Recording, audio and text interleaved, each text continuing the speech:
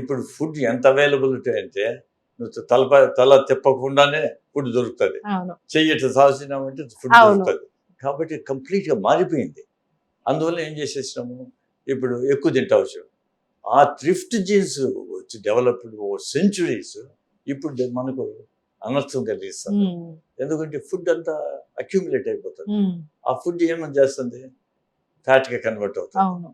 Physical activity లేదు. ముందు అంతా ఎక్కడికి పోవాలన్నా, స్కూల్స్ పోవాలన్నా అంతా నడిచిపోతాడు. ఇప్పుడు car right down to the gate, మనం షాపులకు పోయినా right down to the gate.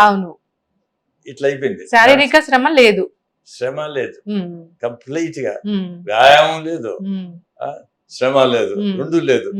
శరీరం ఉండేది ఎందుకు, కొంచెం చేయాలి కదా శ్రమ, ఆ శ్రమ లేదు. మూడోది నిద్ర లేదు, సరైన నిద్ర. మనం జాబ్స్ చేసేది అన్ని సినిమాలు ఏమేమో వచ్చేసాయి. అప్పుడు అది ఏదో ఒక సినిమా చూసేవాళ్ళు, ఇప్పుడు సినిమా కాదు కదా, ఎప్పుడు సినిమా ఉంటుంది, చేతిలోనే ఉండదు సినిమా. మీకు స్మార్ట్ ఫోన్స్ వచ్చినాక సినిమాలు చేతుల్లో ఉండిపోయాయి. కాబట్టి అందులో ఆ బ్లూ లైట్ ఎమిట్ అవుతుంది కదా, దాంట్లోంచి అది స్లీప్ మెలటోనిన్ డిస్టర్బ్ చేస్తుంది. మెలటోనిన్ డిస్టర్బ్ చేసినప్పుడు అది స్లీప్ పోతుంది. స్లీప్ పోయిందంటే sleep is such an important. Recovery face లేదు కదా బాడీకి, కాబట్టి ఒబీస్.